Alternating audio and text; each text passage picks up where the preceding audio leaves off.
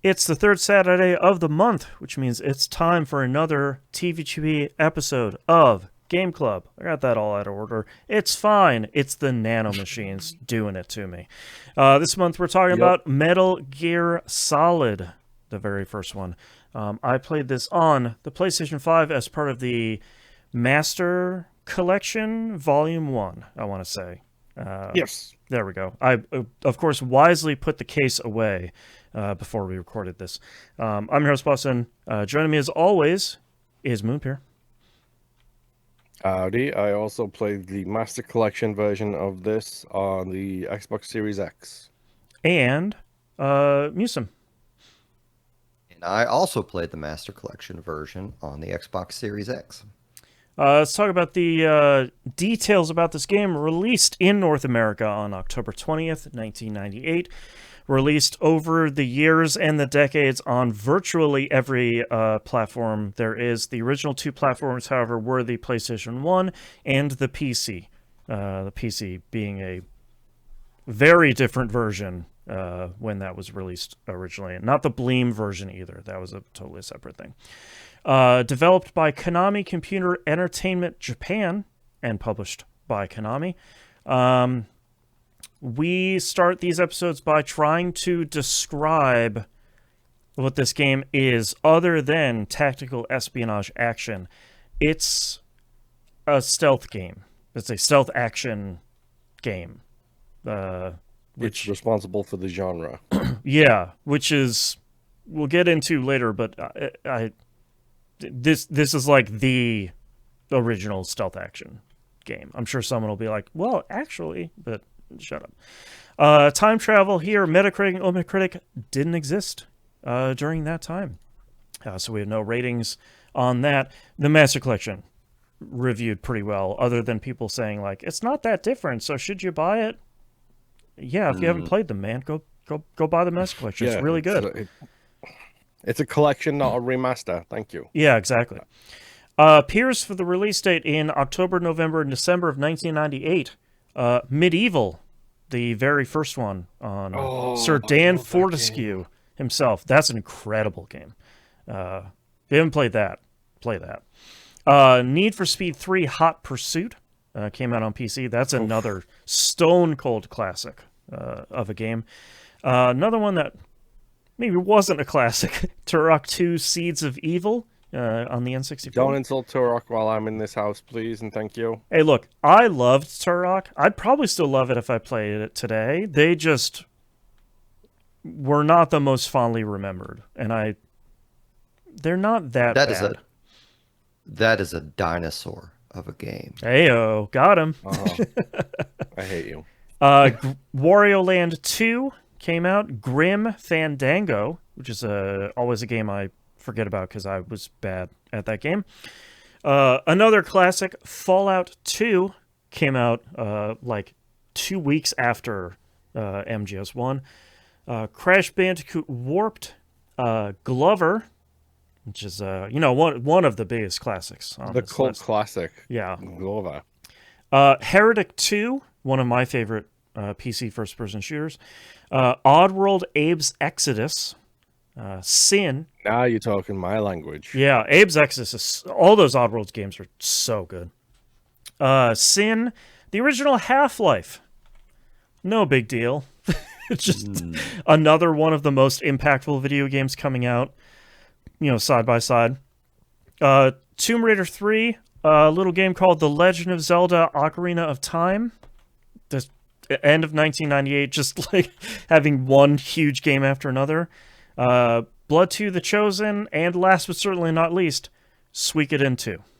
So just 3 months full of... That's like just a fraction of the games that came out, too. So, 98. Yep. Pretty good. We're going to ask the question we ask every month. Was this game top of the pile, middle of the pack, or overlooked? I think we can all just say it at the same time. I don't know. I don't know because I wasn't really that plugged in at the time. So I don't know if this kind of got washed over by everything else. Nowadays, I know it's a top of the pile game. Everybody knows Metal Gear. Right. At the time, I don't know if it was actually talked about a lot. Oh yeah. Yeah, it was. It was like monumentally huge when it came out, because I think, to get into our next segment here, we're just gonna blend nicely into our next segment here. For me, the thing that I remember the most about the reception of this game was not only the quality of the voice acting and the overwhelming amount of voice acting, but also the kind of general cinematic nature of it that a lot of games at the time were trying to do, but weren't necessarily really nailing it. Like, we saw some of that stuff with... I mean, we saw it in Blood Omen. That's exactly what I was going to say. saw, Like, Blood Omen's cutscenes, like, trying to get there, but, like, the tools or the technology or the middleware or something wasn't really there. But I think Metal Gear Solid really nailed that, the kind of directorial feeling of this game. Like, basically, once you hit... There's some in the intro, but basically once you hit that first elevator, the game is sort of like, no, man, like, we got some cool shots in here. We're going for something. Yeah. Yes. The mask reveal cutscene is like, hey, we're doing stuff here. Yeah. I think every friend I had that had a PlayStation had to tell me about the Psycho Mantis fight. Yes. Like, that seemed to be the mind-blowing thing. Yeah. And I feel like playing through the bit I did and then watching the rest on YouTube, I've realized I've actually seen the majority of this game just from being at friends' houses and had just no concept of how many freaking boss fights there were in it, because every boss fight seems so significant. Yeah. Well, and it's really wild too, playing through it in 2026, because you still have so many of those fights, like the Cyborg Ninja fight. You have the Psycho Mantis fight, which is like one of the defining moments of this game, where how you play the game or how you interact with the console and the game is kind of putting games on, flipping how you play a game around. But what's so interesting and stood out so much to me playing this time is how much tutorializing this game does at the very beginning. Of, like, when you get out of that first elevator at the beginning, you go through a fairly long sequence of saying, okay, here's the enemy dots, and here are their vision and sound cones. If they see you in this, they're going to go check it out. Like, setting, like we were talking about just a minute ago, setting the foundation for the kind of stealth genre of, if you're going to play a stealth game in 2026, you know about the vision cone. You know not to make a bunch of noise. You know to do X, Y, and Z. You know to go, quiet until you need to go loud. But the foundation for all that stuff was getting set up in this one in a really interesting way, and honestly sometimes very annoying. Of like, oh my god, I just went through one room. Stop calling me to let me know what I need to do. Like, obviously there's poison gas in this room, Colonel. Leave me alone for literally 2 seconds. Jesus. The contextual nature of those conversations is the craziest thing to me. Mm-hmm. I think they get so much quote unquote worse or better, depending on what your opinion is, in 3. Right. Where, like, in a box, up a tree, in a bush, hanging around, like, there are so many different contextual phone calls you can make in it, or codec calls. But the fact that there's so many in this is kind of amazing for a PlayStation 1 game.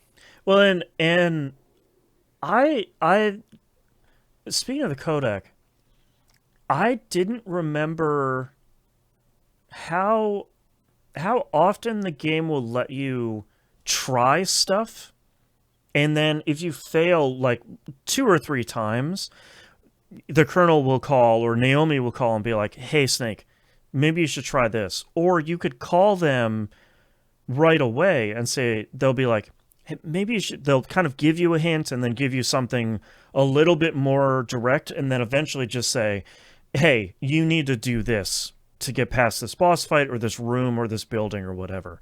And I think it's so fun to see that in 2026 where it's starting to wane a little bit, but I feel like 2022 to 25 was really bad of like going into a room and seeing a puzzle and the character immediately saying like, hey, you should go shoot out those lights. It's like, I haven't even looked up yet, man. Like, leave me alone to figure it out.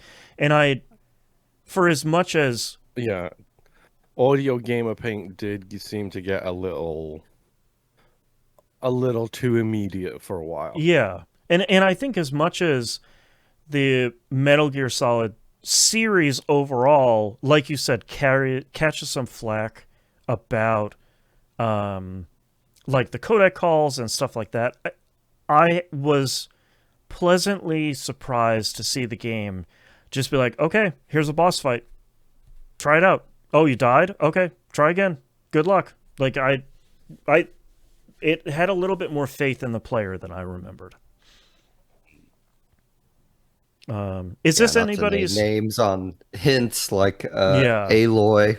Right. Is this anybody's first time playing this game? No. It's the farthest I've ever made it into the game. I've played the intro many times, but it's just one of those games I've seen so many friends play.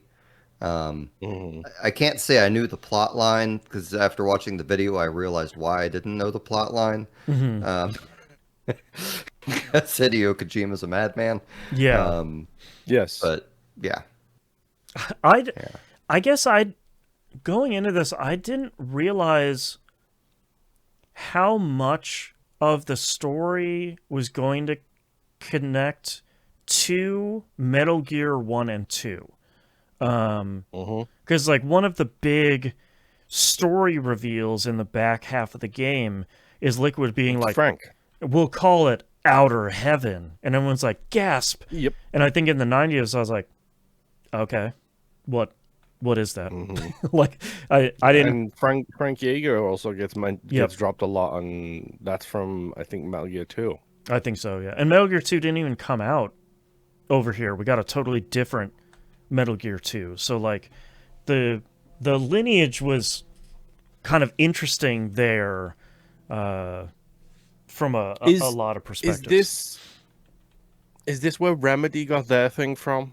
Where it's like, let's just connect all of the universes and all of the games and not tell anybody that's what we're doing, and if they figure it out, they figure it out kind of thing? I don't know. There's some stuff in there that I find it really funny still, that when Otacon is talking about what he calls Japanimation, because it's a mid-90s game, they show cutscenes from Police Knots, and I was like, okay. It's the most Kojima thing to be like, hey, I made an anime game. Check this out.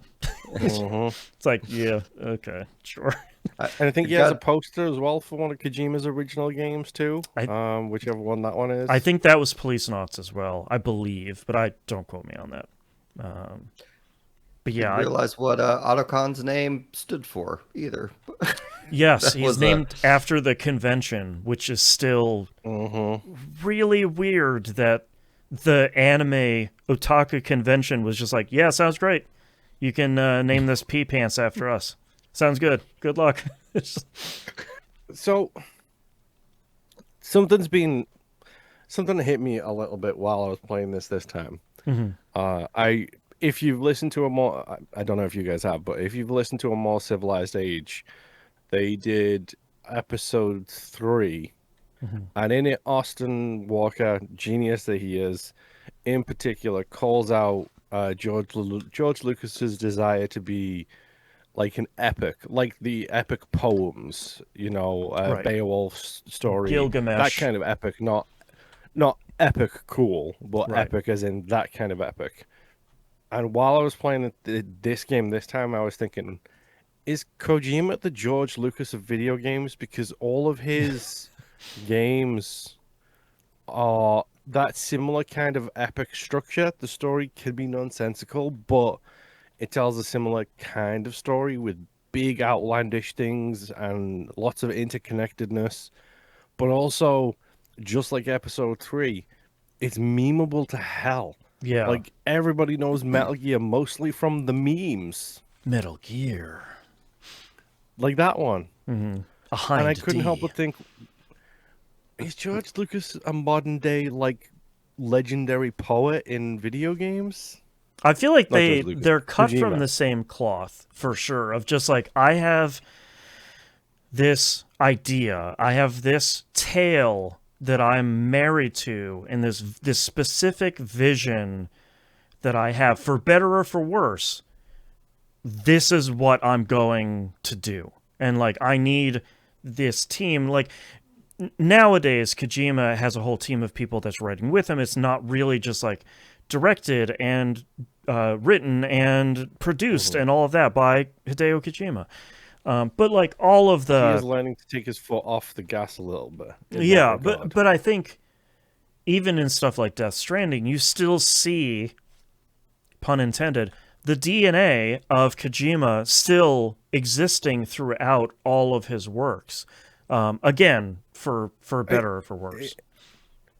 And again, it feels in that same epic nature of that kind of stuff. Because in the very first Death Stranding, you're 10 seconds in, and you find out your mother is the president, and your name is like Bridges. Sam Porter Bridges. All of this is very traditional, quote unquote, epic kind of thing. And I'm like, oh, Kojima. Like, should you be writing like on a scroll secretly, like that you wind up and down to tell the story kind of thing? Well, and it's so interesting too, playing this game, you see it a lot in like MGS 1, 2, and 3. 4, except for Mama, kind of like drops some of the naming convention, and 5 is a whole separate thing. But like, there's Vulcan Raven, Revolver Ocelot, Decoy Octopus, Psycho Mantis, like these kind of NES, almost Mega Man sounding bosses. And we see that in... Also comic book, very comic book. Yeah, 100% comic book as well. Like, you see that a little bit in MGS2 of like, you have Vamp, Fortune, Fat Man, a bunch of people. You definitely see that in MGS3. With like the fury, the pain, the fear. The fury, the sorrow. Yeah. You don't really see that in MGS4 because the bad guy is just Revolver Ocelot, because, spoiler, that's always the bad guy. But it's so interesting to see this kind of like transitionary nature from some of the like MSX, PC Engine, NES stuff, where it's like, you've finished the stage, you beat this boss, you did this sort of thing. That formula, that kind of pattern to this game, that rhythm, is still there in Metal Gear Solid, especially clearing specific areas, fighting a boss, doing a bunch of backtracking now that you have like an upgraded access thing. Yeah.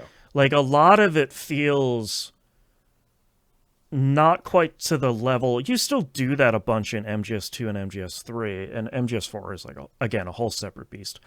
But like, it's so interesting to see even some of these early PlayStation 1 games still follow those same rhythms that you were getting from more level-based stuff that was just the predecessor to these games. Yeah. It's shocking how somehow this seems to be one of the only games I've ever played that melds that feeling of a level with a completely like, it's the Dead Space thing, the completely one shot, like, just story in a moment kind of thing. You don't know, Right. You don't know when the cinematic nature, like, when do I stop and when do I save it kind of thing. Right. And it's like, no, it feels like it's got levels, even though it doesn't, and it's actually just one huge, like, contiguous story throughout the entire game. Mm-hmm. Out of curiosity, time-wise on this? Just shy of 7 hours, if I remember correctly. Okay. Yeah. Musum, how far did you go? I think I got. I was at the not very far. I got to the cyborg fight, and that took me about 2 hours, and then I switched to the YouTube Mhm. video. Mm. Okay. I did this in 4 hours and 10 minutes. There is a Wow. shocking, not a lot amount of game here.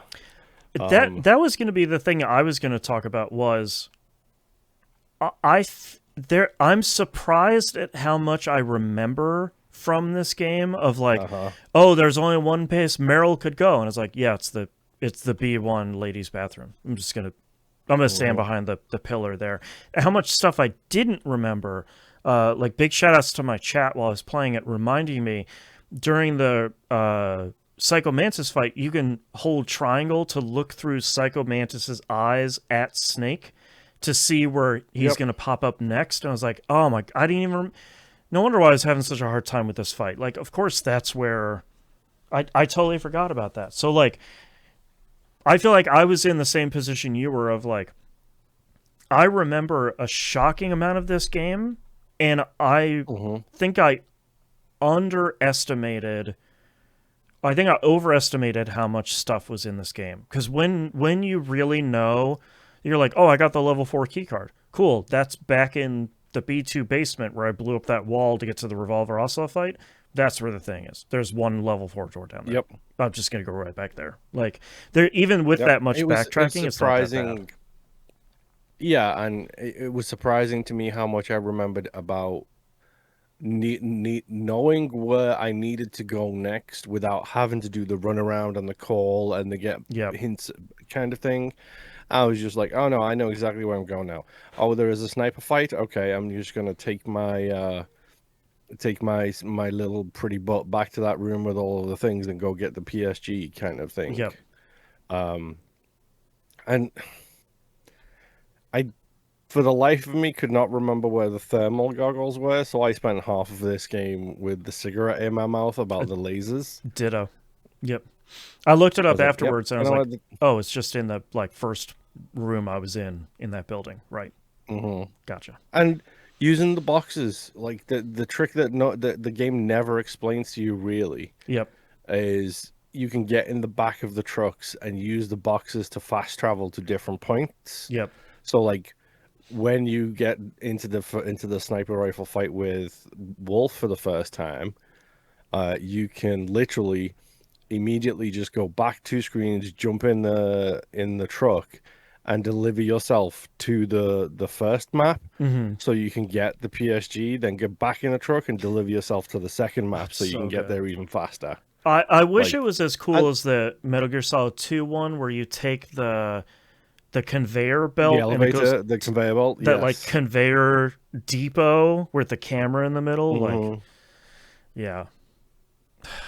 But like, I think that's, to me, that's the longer lasting legacy of at least like the first 3 Metal Gear Solid games. 4 kind of drops this to trade in kind of wrapping up the Metal Gear Solid saga.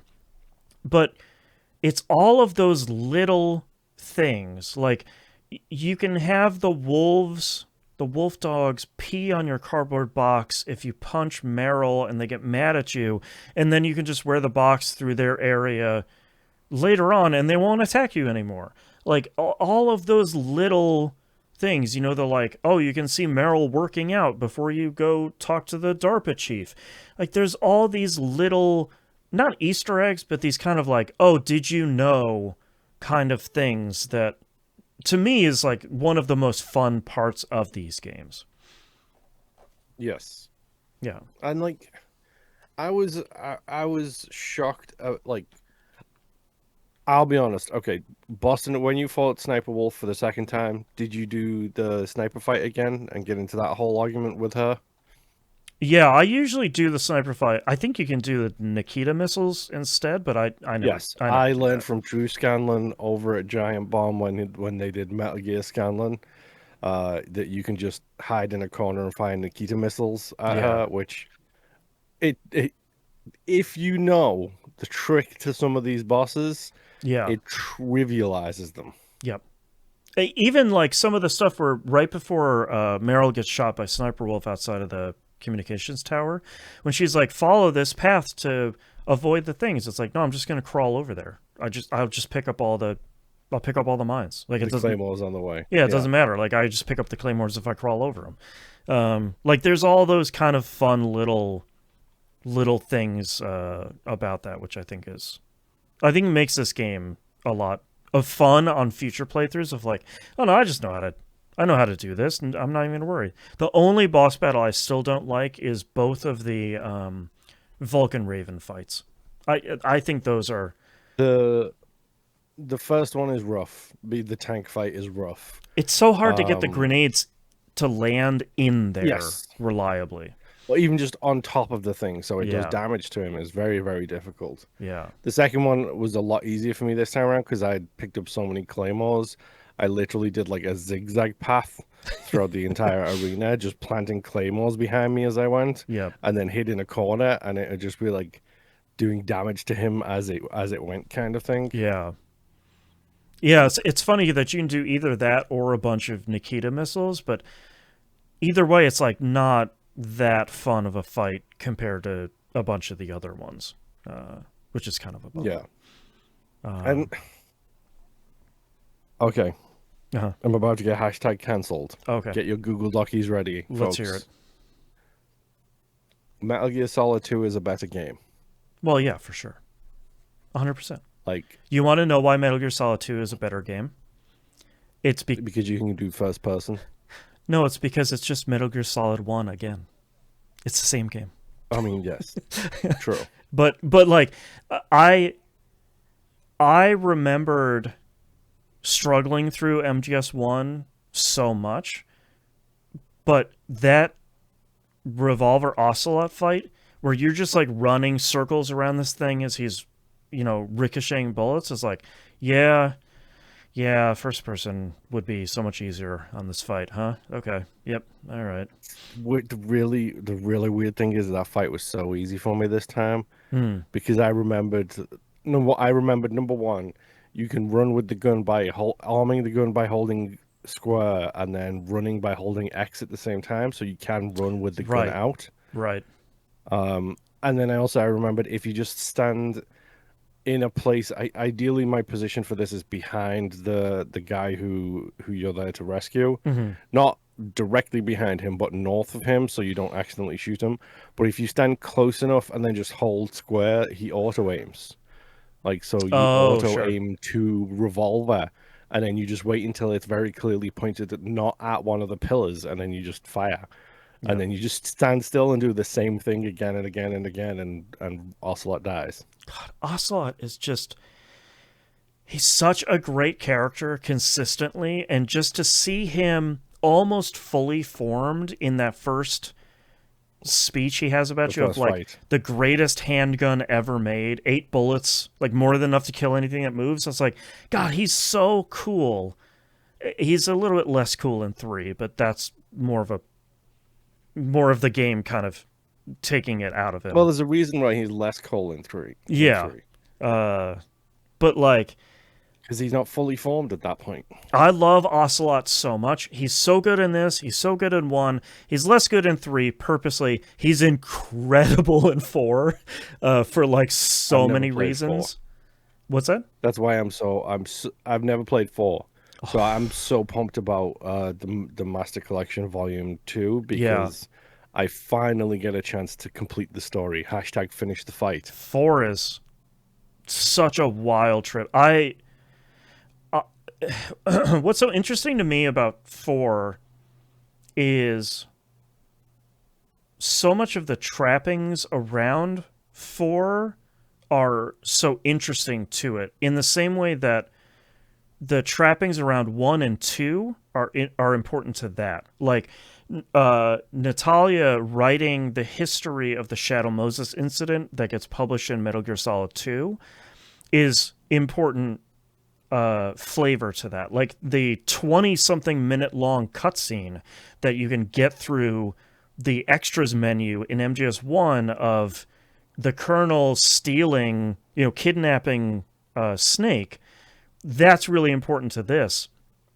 But in MGS4, that incredibly long installation screen, and then the fake TV channels that they made for that show that you're flipping through at the very beginning of the game, like, including a cooking channel, I believe one of them is. I've seen Drew play it, but I can't remember a thing about it. Yeah, there's a cooking channel. There's one that I remember fondly with David Hayter, the voice of Solid Snake, for those that maybe haven't played this, with the Solid eye patch on, giving like an in-world interview. It's wild, but like, one of the things that I respect so much about the Volume 1 collection for Master Collection is they just put those games in here. There are no remakes. There are no voice lines changed. There's nothing. The only thing that's changed is some of the cutscenes in 1 were replaced because they don't have the rights to them anymore. That they replace them with stuff that is the same. And like some of the text is different, of like, you can't hit select anymore on the PS5 because there isn't one, so it just says touchpad for the codec. Like the most minor but specifically changes. It's great because like playing it on an Xbox, the voice acting says the original line. Yeah, it says like, select button. Like, or it says square or circle, and the subtitles say the actual button that you need to press. It's so good. On mine, it was like, hit the circle button to punch, and it's like, hit the B button to punch. And I'm just like, okay. And that's what I love so much about this collection, and what makes me feel hopeful for Volume 2 is them just saying, here's the original game. Like, we're not gonna, like, at the beginning of this game was basically like, hey man, this was a different, it's like what you see in front of a lot of the Looney Tunes cartoons from the 40s of like, hey man, this was a different time. We're not shying away from it, but, you know, things were a lot different, which they do here as well. And I think I'm glad they didn't cut anything out. I'm glad they didn't really change anything. It's like, here's just the Metal Gear Solid games. If you haven't played them, play them in order that they're in here. You don't have to worry about Integral or VR missions or any of that stuff. Like, just all that stuff is there, which is great. And you can also make a memory card for the first game, so you can have what was it, Psycho Manus say that you like to play Suikoden. Like, that's really good.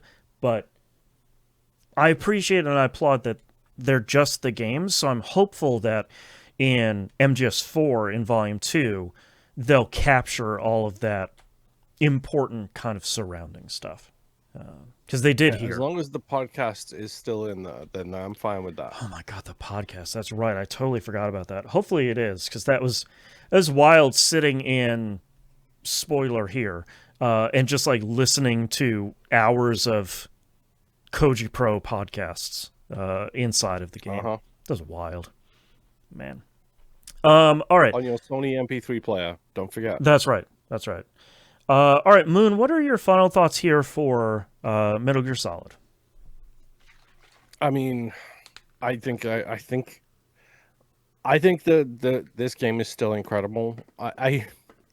It tickles me because it feels so much shorter, and I remember it being so much longer as a kid. But again, it could just be knowing what to do now.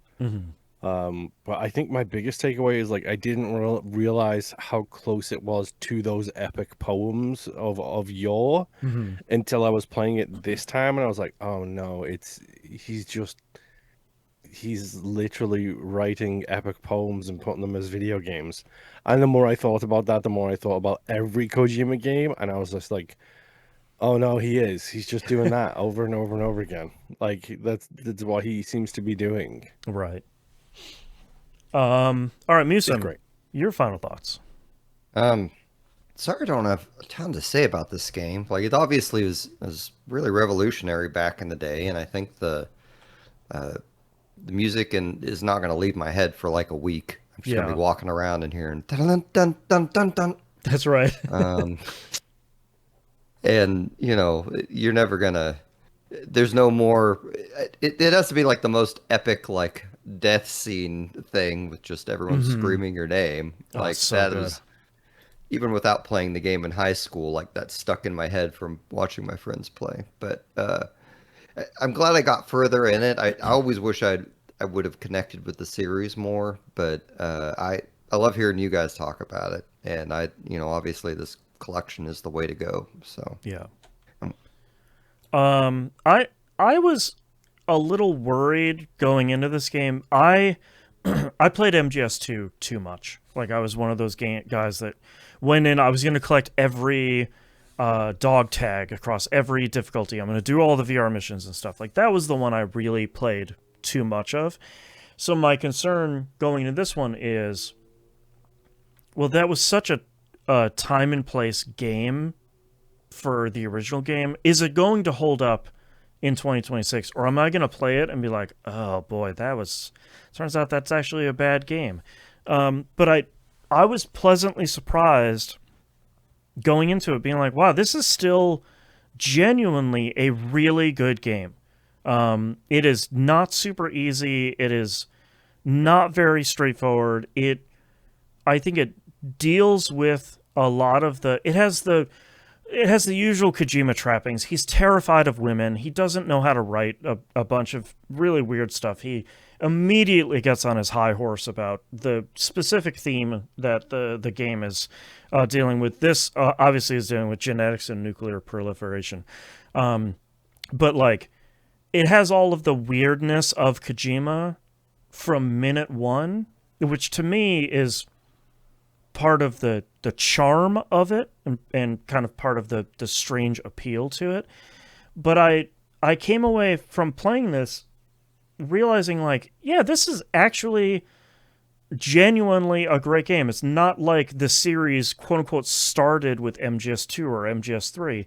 This game obviously has some rough patches, and it controls strangely, and there's no first person, or like no first person shooting, so it's gonna be a little bit of a bumpier road, but it's still really good. Even kind of trying to take off the rose-colored glasses. So I was pleasantly surprised, and I was ready to come in here being like, it's really not as good as I thought it was in high school, but thankfully it seems like it still is. All right, let's talk about our next game. Next game we're going to play is Chrono Trigger, moving from a stealth all-time classic to a JRPG all-time classic. Quick note here, since this is a game that's been ported forever, my recommendations for platforms are Super NES version, the DS version. I think the DS version is kind of the best version here. PC version is really good too, though that has the usual like modern Square Enix stuff of like pixel smoothing and the weird font that they really love. But the game itself is there. Please don't play the mobile ones. Please don't play the PS1 version. All of those versions are really bad. So Super NES, DS, and PC, I think those are the kind of the recommended ones here. So we're going to be playing Chrono Trigger next month. Thank you so much, everyone, for listening. We'll see you all next time. Bye-bye. ah. Bye-bye.